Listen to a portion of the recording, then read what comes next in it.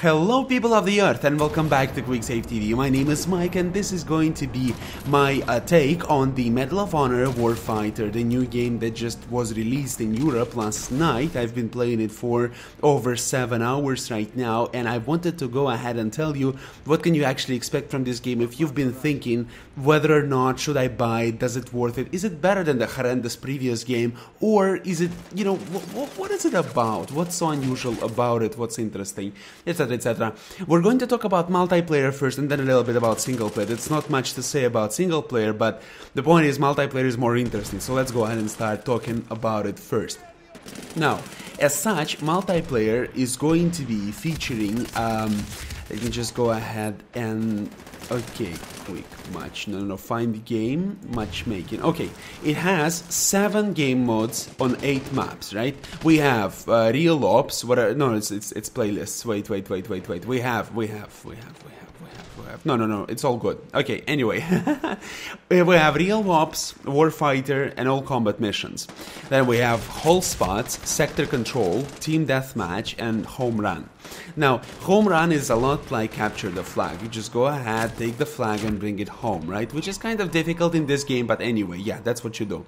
Team deathmatch is the classical, what would you expect, but kind of chaotic because of the several mechanics implemented in the Warfighter I'm going to talk about later on. The sector control is the classical capture the points and hold them as long as you can to accumulate the points and devastate the enemy. The hotspot is probably my favorite, is which you attack or defend a series of locations. Now, there's variation of hotspots, right? First, there's the classical one in which you either attack or defend a point until the attacking team runs out of lives, right? Generally, attacking team always have 75 lives, and if they don't manage to destroy all 3 points, the defending team will win. That can last forever, right? And if the attacking team is reasonably good, they will almost always will be able to devastate the enemy, because 75 lives is a lot. Look, in 75 lives you can do a lot of things. Plus, on top of that, whenever they destroy the objective, they also get some bonus lives. It really is a pointless waste of time, if you ask me. Right, one team is hunkering down trying to defend a specific spot, and attacking team is attacking. Another one variation of hotspot I really enjoy is when there are 5 random points on the map, which one after another starts sprouting, and you have to either destroy or defend them, and you have 3 minutes for each. The team that defends or destroys most of these objectives will win the round. This is really adrenaline filled, this is really exciting, this is a lot of fun. 3 minutes is fine, 75 lives can be a lot more than 3 minutes, trust me. Okay, the next one is sector control. Well, it's not much to say about sector control. I just wanted to tell you really about the hotspot, because hotspot really reminds the sabotage from Modern Warfare 3 or Black Ops, I think it was. And yeah, it's a lot of fun to play, but that's the only thing that really distinguishes Medal of Honor from other multiplayer games out there. Team deathmatch is pretty straightforward, right? Sector control is again pretty straightforward. You capture the points and you try to hold them. You try to divide your forces on 2 points and defend them, and try not to let the enemy capture them. Or you go ninja and, you know, try to capture all the points as such. The home run is just to capture the flag. I mean, it's really not much in such game as Medal of Honor, but still, okay, it exists here. You can actually go ahead and play it. These are the game modes. There are 8 maps in the game. Let me just go ahead and list them to you. There's no point listing them. I'm just going to go ahead and tell you what they are. We have a village, right? A tropical village. We have a a city in sands. We have what else do we have? Gosh, nothing really memorable. We have something like really familiar for people who live in the Mediterranean area. The way they build their villages is they build those short walls. You know, they build those not really tall walls which are made of stones. Right? There's a map that features this, and there's a lot of these walls. It's like a maze of these small walls with parts of the village. Really exciting to play on. Another one is there is this city, and there's a lot of graffiti all over the place, and you're just trying to combat through that. There's a lot of stuff happening. There's 2 major buildings, and combat generally occurs in the area between those buildings, etc, etc, etc. Now, these are the maps. Maps, really, they are unique. They're unique, but nothing extremely impressive, if you need my opinion. They're just fine, okay? They just exist. 8 goddamn maps. It's not enough to be, you know, super enjoyable over a long period of time, but they seem to be really dramatically different one from another, which would make it justifiable to have so few of them, okay? Now, the thing about this game, which makes it kind of stand out from other shooters, including Modern Warfare 3 right now, but don't know about Black Ops 2, we still yet to see what Black Ops 2 is going to be about, is the ability to select one of the operatives from all over the world, right? I mean, not all over the world, but some of them. we have a selection from American OGA, we have then Canadian GTF2, then we have Korean Rocken UDT SEALs, then we have Norwegian FSK HGK, then we have US Navy SEALs, then we have Russian Spetsnaz, Alpha, it's not even it is Spetsnaz, but god damn it, it's Special Group Alpha. Now, then Polish Grom, which is for Thunder, then we have US Army SFODD, and then we have the German KSK, then we have British SAS, then we have Australian SASR, and then we have the Swedish SOG. Now, each of these people, each of these operatives, they feature different designs. This is the only way you can customize the design and the voice your character will be speaking. They always have the preset, the way they look. For instance, the Russian forces, they always look in a very specific fashion, right? They have the they have the helmet, they have the covering the face, bandage covering the face, right? And they have a specific camouflage. Then the Polish, they have a slightly, you know, brighter camouflage, and etc., different design. Americans and etc., all of them have different designs. This way you can customize your character. It does not anyhow influences the how do you call it, the gameplay. It doesn't really. It just the way you appear to other players in the game.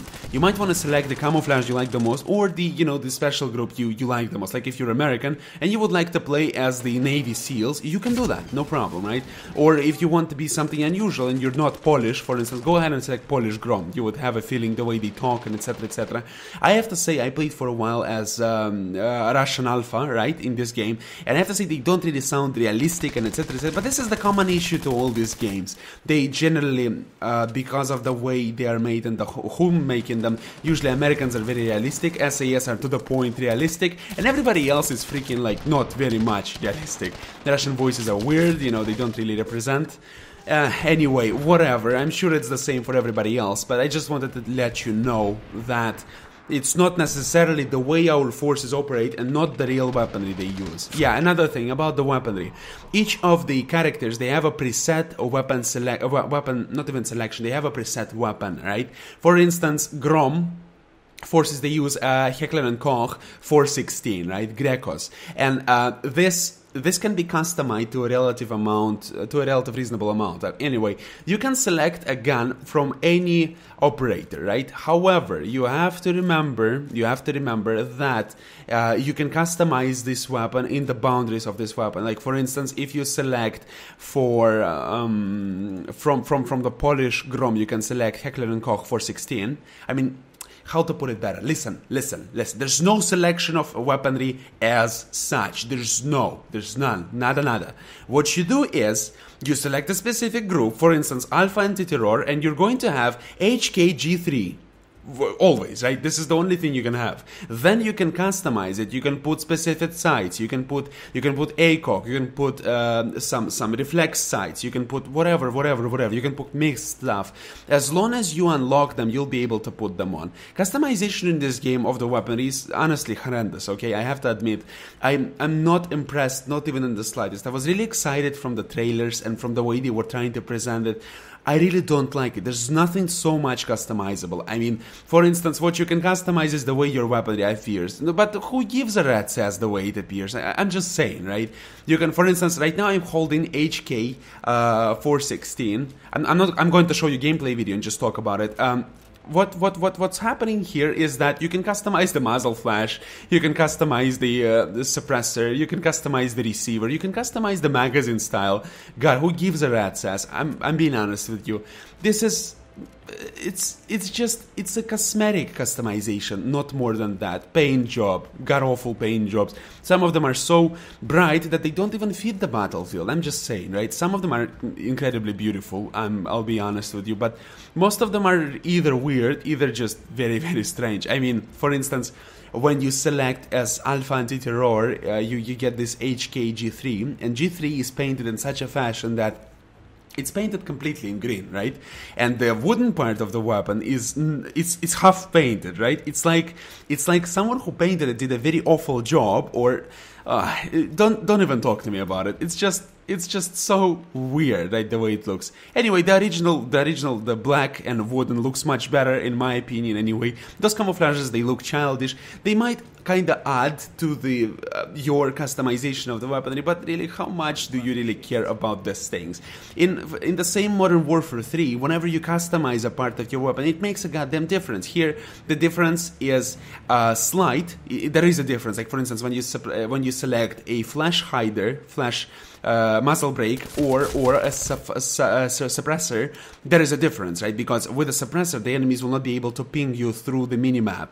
But the difference is slight, right? I mean, between different suppressors, there's no difference. There's nearly no difference. For instance, different muzzle brakes, like this, there's a shorter muzzle brake and a longer muzzle brake. There is no difference characteristic-wise. They just appear different. That's all. But who really cares about such thing? Then there is different combo sights. There's sight which combines, for instance, an ACOG and an iron sight if you turn the weapon in a specific fashion, or there is a more sophisticated scope in combination with the reflex sights. And well, they all will. Any player will be able to find something that suits his needs, but because of the way they work in the game, it's very. The way it works in the game is that whenever you aim with anything that provides you very high zooming towards the enemy, it's very not comfortable to fire, right, from this weapon, because when you are aiming down sights, for instance, or through reflex sights, the way you aim is fine. It works perfectly fine, no problem. But when you zoom further towards the enemy, you keep moving the gun with the same speed, right? So when you aim really, really close towards the enemy, right, when you zoom in very, very close, what's going to happen is even the slightest movement of your hands is going to move your weapon a kilometer away from the enemy, making it impossible to make accurate shots. It's very annoying. Enough of this, it's freaking boring. In total, there's going to be over 60 main guns in the game. Right? There are 6 classes, and there are 10 operators for each class. Each operator has a pre-made weapon, which you will be able to customize if you're going to play the same class more time, right? Okay, now we have different classes. We have Sniper, Assaulter, Demolitions, Heavy Gunner, Point Man, and Spec Ops. Okay, so Sniper is your classical sniper. He has a sniper rifle and a pistol, right? As every other class, he has a pistol. And he is good at controlling different points. Obviously, okay, you understand that it's not even important. His class ability is he can place... He has a recon stance. Whenever he points whenever he fires or sees the enemy on the map, he's going to mark him for the remainder of the team, right? The device he has equipped with him is the proximity mine. The way it works is he throws this device, and device shoots the strings towards all the direction it can, and whenever the enemy hits one of the strings, the device is going to be flung upwards and explode. Almost 100% of the time it's going to kill the enemy if you position it correctly. If you do not, what's going to happen? Enemy will be able to evade it quite easily. Then he can... yeah, that's all. The next class is the Assaulter. Assaulter has the grenade launcher, the M79. I hope I'm not mistaken with the name. He can deploy this grenade launcher 2 times in the spawn. He will have 2 grenades for it, and he can just reduce the enemy's trouble if you place the shot correctly. The M79 is not incredibly powerful. Generally, it kills in one shot only when you directly hit the enemy, so don't really dream for much more. But when the enemies are clustered together when you're playing against noobs, it's very easy to do and pick such a situation when you can do that. His device is the frag grenade, nothing unusual. His weaponry of choice is assault rifle. The next one is Demolitions Expert. What he has is the ballistic armor. Now, this ballistic armor, when deployed on him, what he will be able to do is he will be able to charge at the enemies and not die very very quickly. What this means is sometimes you will unload a whole magazine at this sturdy target and you won't even scratch him, right? Because I mean you have to really either make your shots precise, either you want to go in melee with him whenever he's behind you, you're gonna try to do that. Now his device is the remote charge. He places the C4 and he can activate it whenever he desires. His weapon choice is the submachine guns, so PDWs. Okay, next one is going to be the heavy gunner. Heavy gunner is using the light machine guns, and he has the ability support stance. Anyway, he has grenade types of the heavy gunner are the mini frags. He can deploy more of them per the spawn than the assaulter, but they're just they're not as damaging, right? They have a lower how to put it better? They have a lower, how do you even call it? The goddamn radius. Yeah, they explode in much a lower radius, but they still can hit in one shot if you place them correctly. His weapon of choice is light machine guns, obviously, cool. And suppression, support stance, I don't know what it does. I never played the class. I'm not even gonna tell you any productive. I never noticed anything unusual about them. It's just that they are really good at hunkering down or supporting their teammates, because with the machine gun they have much more ammunition, right? And with the mini frags they can actually support their team for much longer periods of time, but they're a little bit clumsy, that's all. The next class is the point man. What he has is the high-powered ammunition, which in essence deal much more damage per shot. He has one mag of this ammunition per deployment, per spawn. His grenade type is the flashbang, the one he dearly chooses. Obviously, as a stormer class, he will be able to very effectively storm the buildings, because flashbang is really devastating in close quarters combat. When the enemy is unable to see you, you will be able to pick him off like, you know, like children. His side weapon is the shotgun. Very powerful close combat weaponry if you can deploy it correctly. I mean, if you can implement it correctly. It has only 4 shots. It's Moisberg, I think, the shotgun 500, and you have to be really careful. Only 4 shots. You have to be extremely careful and make your shots count. The assault rifle of his, the one he chooses, he can actually switch the ammunition type for once on the deployment, high-powered ammunition, and just tear through enemies like through paper. Now, the next one is going to be the Special Ops, Spec Ops. Those guys they're really not something unusual. They have assault rifles, they have frag grenades, but they also have the signal scan. Signal scan, when deployed, allows you to detect enemies, okay? Very important. Now, you cannot customize any of the class abilities. When you select the class, you are born with a specific ability. For instance, if you select assault, you get grenade launcher. Spec Ops, you get signal scan. As the point man, you get the high-powered ammunition. There's no way to alter it. There's always like this. On top of that, there are 4 levels of support actions, so-called. They are a lot like score streaks in the common Black Ops 2. But you cannot customize them, which is a pain in the ass. Like, for instance, what you're going to get is, as an assault, right? You're going to get offensive 60mm mortar and the smoke screen. Then you get a guided missile or a health, whatever. I didn't have time to read. Never deployed the health. Always the guided missile. Fire team replenish. Okay. Then you can select cluster bomb or the shadow. And the last one for each of the classes, I think it's pretty much the same. It's the attack chopper, which you can actually sit on and shoot at the enemies and yell at them, "You freaking ass noobs, I'ma destroy you," and etc, etc. You get those support actions for accumulating the score. The best way to accumulate the score is to not die, alright? Whenever you die, the score is dropped for this accumulation. So you have to be careful, stay alive, just try to pick off the enemies, assist your teammates, and especially your fire team buddy. Well, this is about it for the classes. God, why do I give you so much detail? Who even cares about this shit? Now, if you're still watching, let's continue talking about different stuff. When you are in a multiplayer, you're spawned as a part of the 2-man team. This 2-man team is called the fire team. The fire team, the fire squad, is the way in this game to communicate, to cooperate, right? Whenever your fire team buddy is your friend, or not a noob at very least, you will be able to deal a lot of damage. You can go ahead and cover him, you can go ahead and clear the corner, to cover the corners, you can go ahead and replenish each other's ammunition, you can go ahead and replenish each other's hit points, and etc, etc. Very important to communicate with your fire team buddy. Most of the players don't even freaking understand that, goddamn noobs. They don't even know how to play the damn game. So, fire team is this entity which can be up to 6 fire teams in the game, in each individual team. They are trying to accomplish specific tasks, right? They define those tasks. What do they want to do? Do they want to cover? Do they want to set up a firing position? Do they want to go ahead and assault the enemy outright? Do they want to flank him, and etc, etc?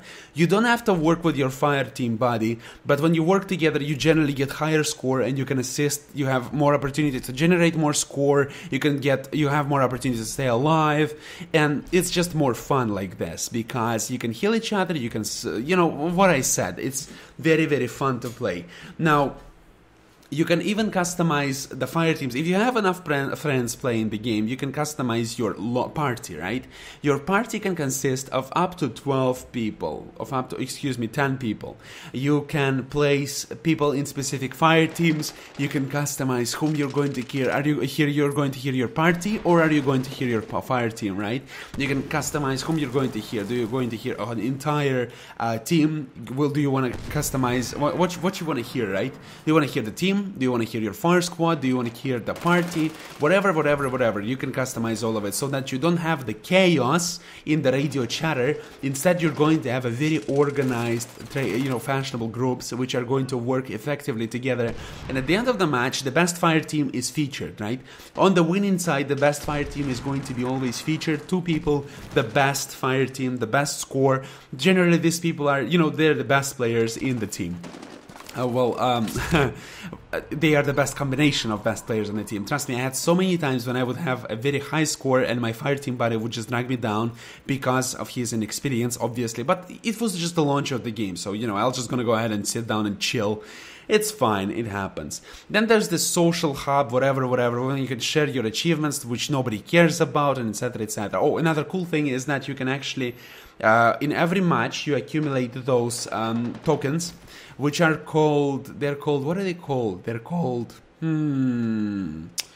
how they're called? The nations tokens, I think. The distinguished, no, wait.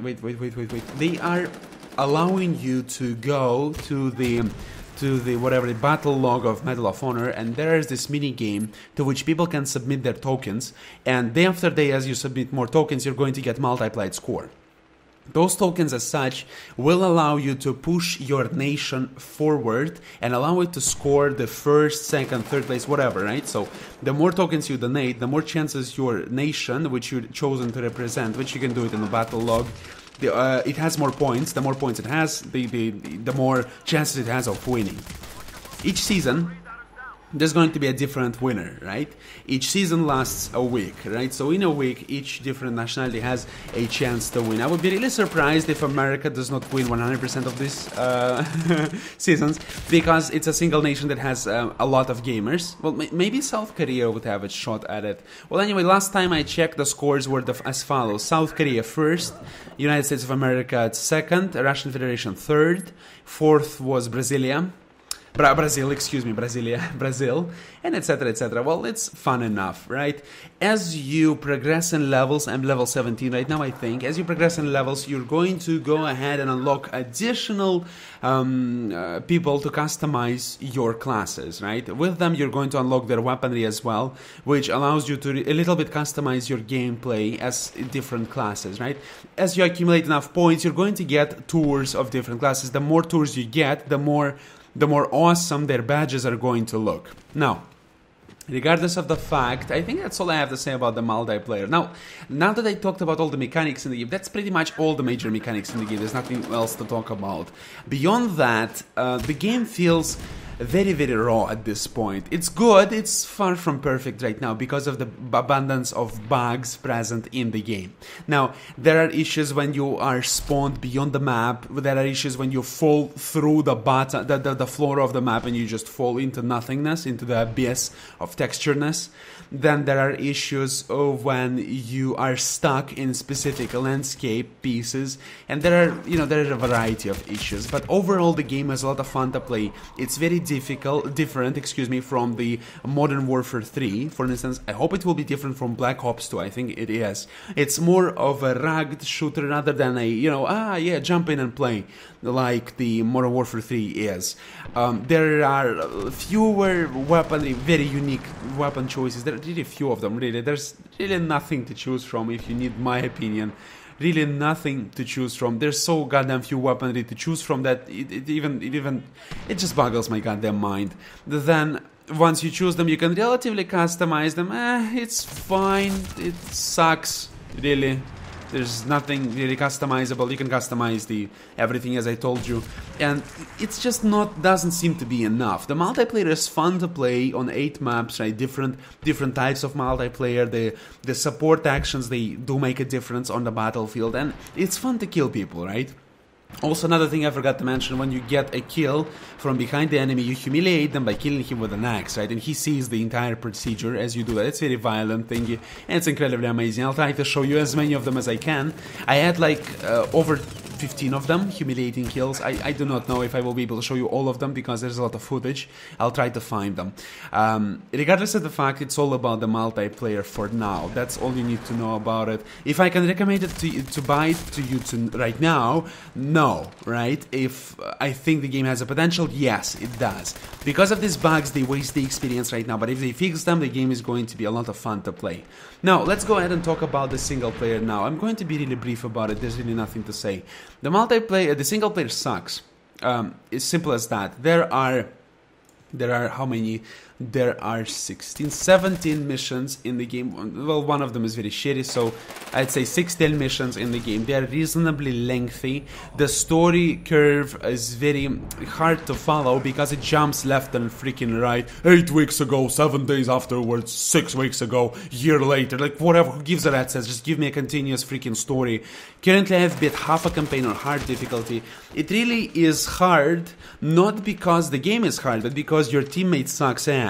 Whenever you play in a single player, your teammate, your fire squad bot, and generally whomever is on your team, they just don't do anything. Whenever they're killing the enemy is right in front of them. They're unable to provide covering fire. They're unable to move in the opposition to the enemy, to provide sustained opposition to the enemy, to provide suppressing fire, etc., etc. They just suck.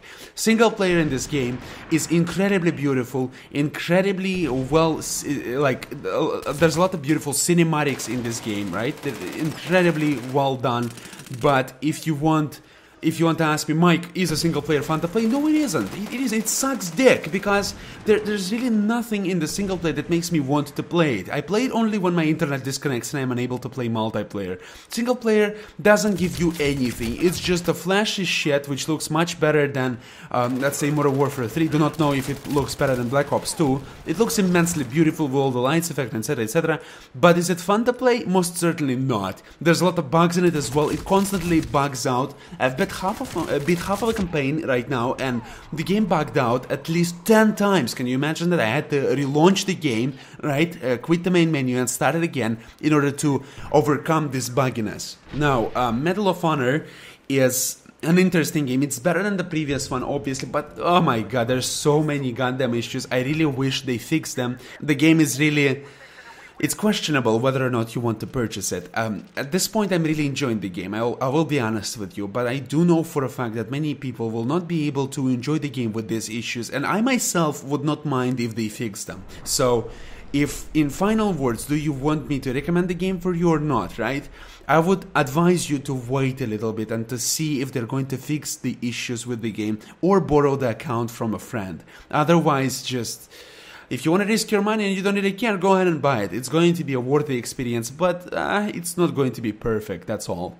Now, at this point, I'm going to go ahead and wrap up this video. I thank you so much for watching. Thank you so much for listening. If you enjoyed this video and my commentary, do not forget to put a like on this video and favorite it. If you would like to see more from me and QuickSave TV, do not forget to subscribe to my channel and come back for more later. And please let me know what you think about the Medal of Honor Warfighter if you played it, and what you think about the competition of Modern Warfare, the Black Ops 2 and Medal of Honor Warfighter. Will Warfighter be able to stand the competition or not? Thank you so much for watching. Have a greatest day, and bye bye.